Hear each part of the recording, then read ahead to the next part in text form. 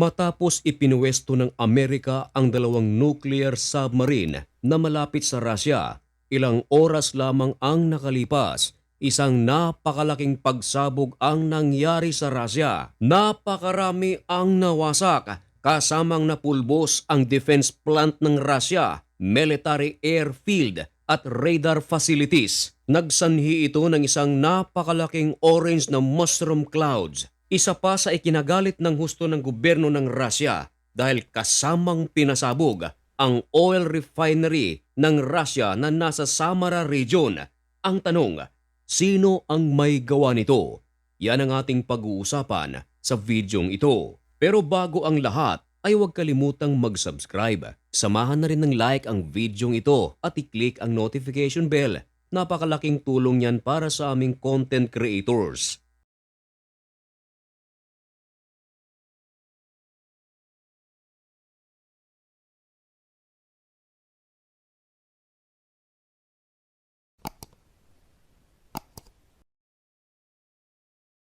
Maligayang pagbabalik mga kaibigan.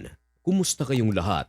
Ngayon ay August 3, 2025 at nagbabaga at napakabagong balita ang ating ihahatid sa inyo. Ito ay tungkol sa isang pinakabagong napakalaking problema ng Russia. Hindi na ito tungkol sa lindol, hindi na rin ito tungkol sa tsunami at pagsabog ng bulkan, kundi ito ay tungkol sa isang napakalaking pagsabog na nangyari mismo sa loob ng Russia. Nangyari ang naturang pagsabog ilang oras lamang ang nakalipas nang maibalita na sinabi mismo ng presidente ng Amerika na si President Donald Trump na nag-deploy na ito ng dalawang nuclear submarine na malapit sa Russia. Ginawa ito ni President Donald Trump dahil sa kanyang matinding galit dahil sa sinabi ng former president ng Russia. At dahil na rin sa banta nito, at upang malaman mo ang buong istorya, hinihimo kita na panuurin ang sinundan ng videong ito. Ngayon, sa pinakabagong pagsabog na nangyari sa loob ng Russia, inamin agad ito ng Ukraine. Sila ang may kagagawan sa naturang pag-atake. Madaling araw nang magsagawa ito ng isang pagplano sa pag-atake sa isang lugar sa Russia. Hindi ito maliit na pagsabog. Ang video na inyong nakikita ay ang aktual na footage ng isang napakalaking pagsabog. Ayon sa ulat, nagsanhi ito ng orange mushroom clouds.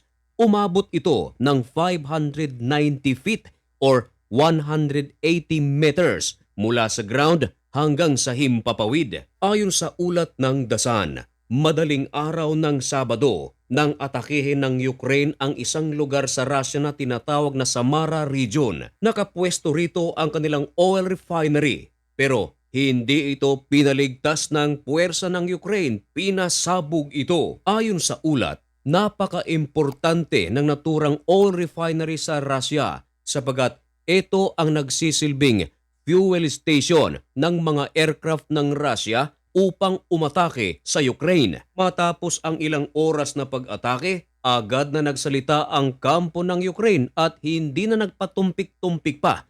Inamin na talagang sila ang may kagagawan ng naturang pag-atake. Ayon sa ulat ay kasamang napulbos ang radar facilities ng Russia, military airfield at defense plant. At hindi pa natatapos riyan mga kaibigan, sapagat isa pa sa ikinagalit ng husto ni Vladimir Putin, maliban sa Samara region, meron pang isang oil refinery na nasa Ryazan ang pinasabog ng Ukraine. Ang nasabing oil refinery, ito ang nagsusupply ng oil sa capital city nito. Ayon sa ulat, merong isang sibilyan ang nasawi, babae at medyo may katandaan na. Ayon sa Ukraine, ang naturang pag-atake mga kaibigan ay isang paghihiganti sapagat nitong nakaraang araw mga kaibigan matapos magbabala si President Donald Trump at nagbigay ng ultimatum sa Russia na 50 days na kinakailangan ng ihinto nito ang giyera sa Ukraine.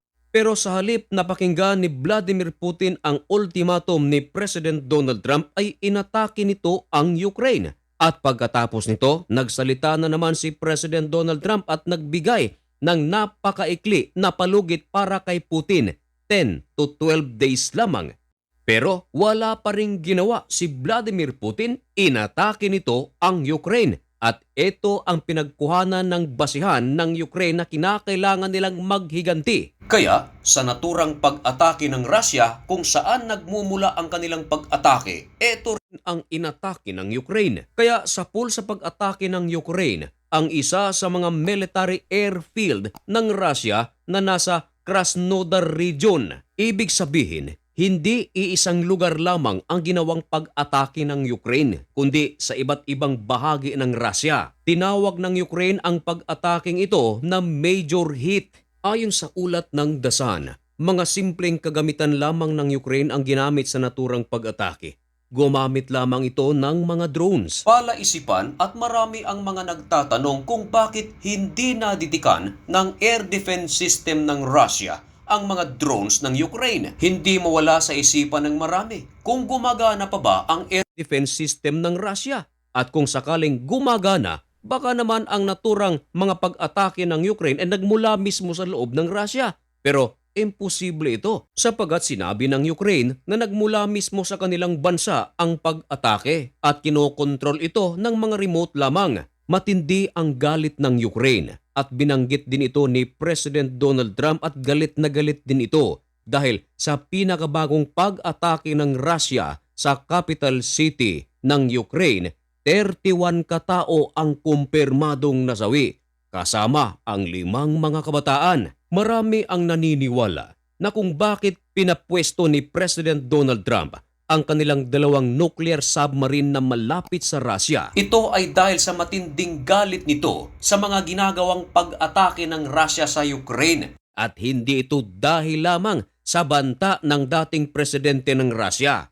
Meron kasing kumalat na balita mga kaibigan na kung bakit pinapwesto ni President Donald Trump ang kanilang 2 nuclear submarine. Ito ay dahil sa verbal attack lamang ng dating presidente ng Russia. Dahil kung tutuusin, nakadalawang termino na si President Donald Trump sa Amerika. At sa loob ng 2 terminong ito, marami ng mga verbal attack ang natanggap itong si Donald Trump. Isama na riyan ang mga banta ng Iran, China at North Korea. Bakit? Kahapon lamang mga kaibigan, kakaiba ito. Sabagat 2 nuclear submarine ang ipinwesto malapit sa Russia.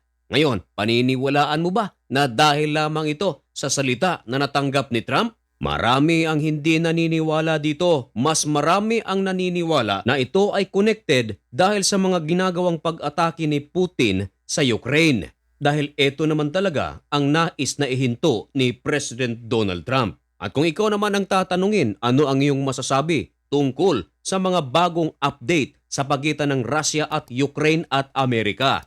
Ipaalam ang inyong mga komento at opinyon dyan sa comment section. At baka naman pwede ko kayong pakiusapan. Mag-comment lamang sa kung ano ang inyong nalalaman at opinyon. Huwag nang mangaway ng kapwa komenter. Huwag nang murahin ang kapwa. Yan ay kung kaya ko kayong pakiusapan. Hanggang dito na lamang muna ang videong ito. May God bless you and thank you so much for watching. Goodbye!